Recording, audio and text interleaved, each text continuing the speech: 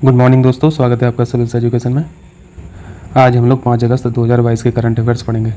एक अपडेट कर लीजिए, कल हम लोगों ने रामसर साइट्स की संख्या टोटल 54 पढ़ी थी, है ना। पहले 49 थी, फिर 5 नई ऐड हुई थी। इन 5 के अलावा 10 नई और ऐड हो गई हैं, ये आपको ध्यान रखना है। यानी टोटल अब रामसर साइट्स 64 हो चुकी हैं। चलिए शुरू करते हैं। 44वां चेस ओलंपियाड, इससे पहले 43 हो चुके थे। इन 43 में अभी तक ये वाली प्रतियोगिता इंडिया में नहीं हुई थी। 1927 से होने वाली इस कंपटीशन का पहली बार भारत में आयोजन किया जा रहा, इसलिए ये बहुत इंपॉर्टेंट है। आयोजन कहाँ पे किया जा रहा? चेन्नई में। इसको ऑर्गेनाइज कराने वाली संस्था फिडे है। फिडे के बारे में हम लोग जानते हैं। फिडे यानी विश्व शतरंज महासंघ, शतरंज की सर्वोच्च संस्था है। ग्रैंड मास्टर का खिताब इसी संस्था के द्वारा दिया जाता है। यहाँ पे चेन्नई याद रखना, जवाहरलाल नेहरू इंडोर स्टेडियम में। ठीक है, चलिए नेक्स्ट कीजिए। एक्सरसाइज पिच ब्लैक, ये ऑस्ट्रेलियन वायुसेना द्वारा आयोजित की जाती है। इसमें भारतीय सेना भी पार्टिसिपेट कर रही है। बाकी ऑस्ट्रेलिया का और कहाँ रोल होता है किस एक्सरसाइज में? एक्सरसाइज मालाबार में। एक्सरसाइज मालाबार में 4 कंट्रीज़ हैं, यूएसए, इंडिया, ऑस्ट्रेलिया और जापान। इसके बारे में अक्सर पूछा गया है। नेक्स्ट है अभ्यास एक्स बिनवैक्स। बिनवैक्स से यहाँ पे बी समझ में आ जाता है, तो तुक्का भी लगाएंगे तब भी हम लोग वियतनाम लगा देंगे। सेपरेट करके तो नहीं पूछेगा, मैचिंग वगैरह में पूछा जा सकता है। अभी हाल ही में किस महारत्न कंपनी ने पैरा गेम्स आयोजित कराए? ONGC, oil and natural gas corporation. Para से समझते हैं ना, विकलांग लोग इसमें खेलते हैं, विकलांग खिलाड़ी लोग इसमें खेलते हैं, पार्टिसिपेट करते हैं। राष्ट्रमंडल खेल कॉमनवेल्थ गेम, ये इंपॉर्टेंट है। कॉमनवेल्थ गेम के इतिहास में भारत ने पहली बार गोल्ड मेडल जीता, सुपर इम्पोर्टेंट पॉइंट। और ये जो पहला गोल्ड मेडल जीता है, ये महिला लॉन वॉल्ट टीम ने जीता। मैं इसकी इमेज यहाँ पे इंसर्ट कर दूंगा तो देख लेना ये किस तरीके का गेम होता है। इस टीम में 4 महिला खिलाड़ी थीं, नयन सोनी, पिक्की, लवली चौबे, रूपा रानी, Tirkey.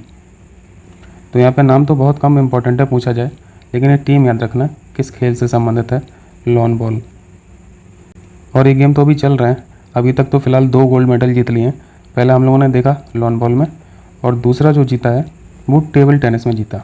Second gold medal table tennis में, यानी अभी तक 2 गोल्ड मेडल भारत ने जीत चुके हैं कॉमनवेल्थ गेम में। बाकी ये ऑर्गेनाइज कहाँ पे हो रहे हैं? बर्मिंघम में, इंग्लैंड में। तो याद रखना बर्मिंघम। पहले राष्ट्रमंडल खेल कहाँ पे हुए थे? First Commonwealth game Hamilton, Canada में खेले गए थे। हर 4 साल में होते हैं। ठीक है, आगे चलें। President colours, again important. ये अवार्ड का नाम है। भारत में किसी भी सैन्य इकाई को दिया जाने वाला सर्वोच्च सम्मान है। अभी हाल ही में तमिलनाडु पुलिस को दिया गया है। तमिलनाडु पुलिस सबसे बेहतरीन पुलिस बलों में से एक मानी जाती है। इस अवार्ड को, प्रेसिडेंट कलर्स अवार्ड को, निशान के नाम से भी जानते हैं। ठीक है, ध्यान रहेगा, प्रेसिडेंट कलर्स, तमिलनाडु पुलिस। वित्तीय समावेशन सूचकांक, फाइनेंशियल इंक्लूजन इंडेक्स, इसके बारे में एक बार पूछा गया है। वित्तीय समावेशन सूचकांक किसके द्वारा जारी किया जाता है? RBI के द्वारा। हर साल जुलाई के महीने में ये जारी होती है, तो ध्यान रखना ये हर साल निकलती है। और फाइनेंशियल इंक्लूजन से तो मतलब समझ रहे होंगे ना, banking, insurance, investment, post office schemes हैं, पेंशन की एक्सेस कितनी है लोगों के पास, यानी वित्तीय सेवा या फाइनेंशियल सर्विस की एक्सेस कितनी है लोगों के पास। यह इंडेक्स 3 पैरामीटर पर बनता है। पहला पैरामीटर है एक्सेस यानी पहुँच, दूसरा है उपयोग, तीसरा है गुणवत्ता। एक्सेस का मतलब तो हो सकता है आपका खाता हो, लेकिन उसमें आप पैसा डिपॉजिट नहीं करते हैं, विड्रॉल नहीं करते हैं, तो वो एक तरह से अनयूज्ड है। तो यहाँ पे एक पैरामीटर उपयोग को भी लिया गया है। इंश्योरेंस करा तो लिए हैं, लेकिन इंस्टॉलमेंट ही नहीं भर रहे हैं। इसमें अच्छी बात क्या है, इस बार का जो इंडेक्स आया है यहाँ पे, all parameters and some indices, जो भी यहाँ पे उप सूचक हैं, सभी में बढ़ोतरी देखी गई है।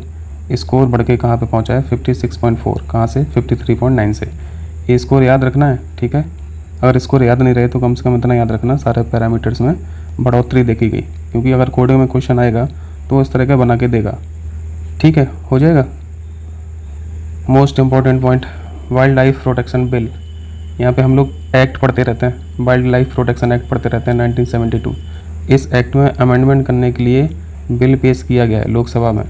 बस यहाँ पे हम लोग को बस यही देखना है कि ये जो अमेंडमेंट किया जा रहा है, ये संशोधन क्या क्या किए जा रहे हैं। तो उसके पहले तो हमें पुराने एक्ट के बारे में पता होना चाहिए। इस एक्ट के बारे में हम लोग बेसिक चीज़ क्या जानते हैं? इस एक्ट में एनिमल्स को और प्लांट्स को प्रोटेक्शन दिया जाता है। अलग अलग शेड्यूल्स बने हैं, अलग अलग अनुसूचियों में अलग अलग तरीके के जानवर्स को प्रोटेक्शन दिया जाता है। इतना बेसिक चीज़ें हम लोग समझते हैं। तो ऐसा ना समझना कि प्लांट्स को प्रोटेक्ट नहीं किया जाता है इस एक्ट के तहत। वाइल्ड लाइफ लिखा है ना, वाइल्ड एनिमल तो नहीं लिखा है। तो वाइल्ड लाइफ में तो प्लांट्स भी आ जाएंगे और एनिमल भी आ जाएगा। यहाँ पे पर्पज क्या है अमेंड करने का? उद्देश्य यहाँ पे देखिए, साइट्स के नॉर्म्स को इम्प्लीमेंट करना है। साइट्स एक अंतर्राष्ट्रीय संस्था है जो वही काम करती है जो हमारा वाइल्ड लाइफ प्रोटेक्शन एक्ट करता है। यानी इंडेंजर्ड स्पीसीज जो हैं, चाहे प्लांट्स में हो चाहे वो एनिमल्स में हो, प्रोटेक्ट करना मेन टारगेट है, मेन उद्देश्य है। लेकिन साइट्स में प्रोविज़न थोड़ा सा डिफरेंट है।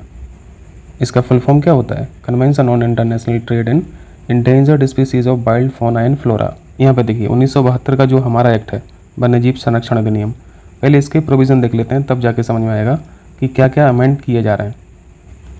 इस एक्ट में 6 अनुसूचियाँ हैं, 6 शेड्यूल हैं, जिसमें अलग अलग शेड्यूल में अलग अलग जानवरों का जिक्र है, अलग अलग जानवरों को प्रोटेक्ट किया गया है। इन 6 में से एक शेड्यूल ऐसा है जो प्लांट्स को प्रोटेक्ट करता है, 4 शेड्यूल ऐसे हैं जो एनिमल से संबंधित हैं, जानवरों से संबंधित हैं, और एक शेड्यूल ऐसा है जो बर्मन स्पीसीज से संबंधित है। बर्मन यानी छोटे छोटे जानवर, जैसे चूहा हुआ। अब देख लेते हैं कि किस शेड्यूल में क्या क्या है। इस अधिनियम की जो अनुसूची 1 है, इस अनुसूची में ऐसे जानवरों का जिक्र है जो इंडेंजर्ड स्पीसीज़ की कैटेगरी में आते हैं, यानी ये लुप्त प्राय कैटेगरी में आ रहा है। इनको रिगरस प्रोटेक्शन की ज़रूरत है, जैसे टाइगर हुआ, क्लाउडेड लेपर्ड हुआ, स्नो लेपर्ड हुआ, deer, cheetah, black buck, Kashmiri stag, rhino, chinkara, golden langur, ये सब शेड्यूल 1 में आते हैं। सलमान खान ने इसी चिंकारा को मारा था जो शेड्यूल 1 में आता है। और जो जानवर शेड्यूल 1 में आते हैं उनकी आप पोचिंग नहीं कर सकते हैं, शिकार नहीं कर सकते हैं, किलिंग, ट्रेडिंग, सब कुछ प्रोहिबिटेड है। ये शेड्यूल 1 की बात होगी। शेड्यूल 2 में क्या है? इसमें भी जानवर हैं, जानवरों को प्रोटेक्शन दिया गया है, हाई प्रोटेक्शन की ज़रूरत है। शेड्यूल 1 में बहुत ज़्यादा प्रोटेक्शन की ज़रूरत है, यहाँ पे हाई प्रोटेक्शन की ज़रूरत है।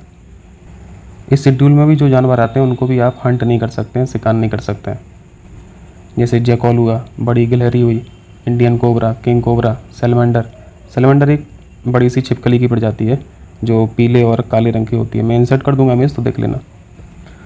इस एक्ट के शेड्यूल 3 और 4 में ऐसे जानवर हैं जो इंडेंजर्ड नहीं है, जो लुप्त प्राय कैटेगरी में नहीं है, जैसे हाइना हुआ, हाइना यानी लकड़बग्गा, नीलगाय हुई, सामर डियर हुआ, फ्लेमिंगो हुआ, फाल्कन हुआ। यहाँ पर देखो पक्षी भी आ रहे हैं, किंगफिशर, नीलकंठ हुआ।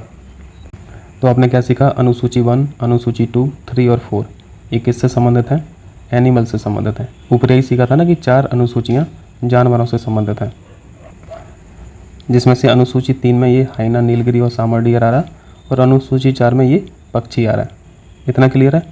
अब शेड्यूल 5 देखिए। शेड्यूल 5 में है बर्मेंस, जो छोटे छोटे जंगली जानवर हैं, जो डिसीज कैरी करते हैं, जो पेड़ों को डिस्ट्रॉय कर देते हैं, फूड को डिस्ट्रॉय कर देते हैं। इनको आप हंट कर सकते हैं। शेड्यूल 5 में जो एनिमल्स लिस्टेड हैं उनको आप हंट कर सकते हैं, लेकिन यहाँ पे 4 जानवर ही हैं जिनको आप हंट कर पाओगे। कौवा हुआ, फ्रूट बैट हुआ, चूहा हुआ, माइस हुआ। चूहा माइस में फ़र्क समझते हैं ना? चूहा बड़ा साइज़ का होता है, माइस छोटे साइज़ का होता है।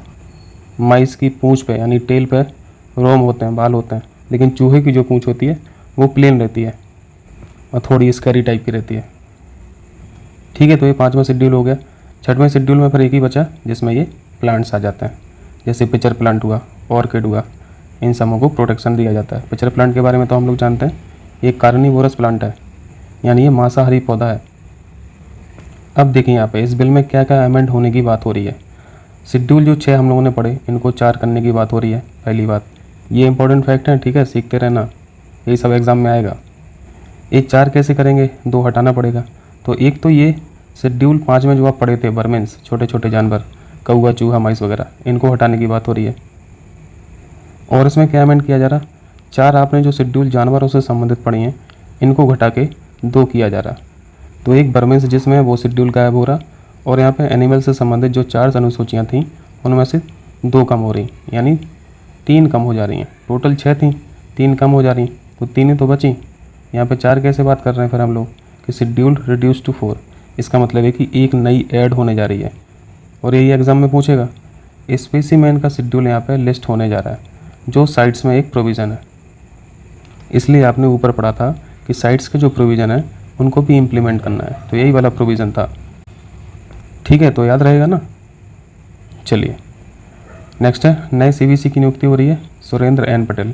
वैसे ये पटेल साहब सीवीसी तो थे, लेकिन ये एक्टिंग थे, अब परमानेंट हो चुके हैं।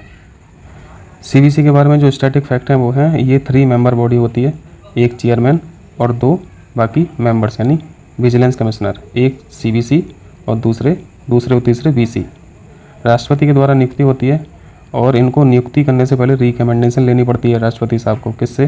प्रधानमंत्री से, होम मिनिस्टर से और लीडर ऑफ अपोजिशन से। ये पूछा है क्वेश्चन। और ये कोई संवैधानिक बॉडी नहीं है, ठीक है, कॉन्स्टिट्यूशनल बॉडी नहीं है। और इसकी स्थापना कब हुई थी? 1964 में। के संथानम याद आ रहा है? के संथानम ने बोला था कि भैया एक ऐसी संस्था होना चाहिए जो करप्शन को फाइट करे, एड्रेस गवर्नमेंटल करप्शन, सरकार के अंदर जो करप्शन है उनको भी मैनेज करने के लिए एक संस्था होना चाहिए, ऐसा बोला था के संथानम साहब ने। और इन्हीं के रिकमेंडेशन पर सीबीआई भी बनी थी, है ना, सेंट्रल ब्यूरो ऑफ इन्वेस्टिगेशन। ठीक है साहब लोग, तो ये आज के करंट अफेयर्स थे। मिलते हैं फिर कल सुबह। बहुत बहुत शुक्रिया आप लोगों का।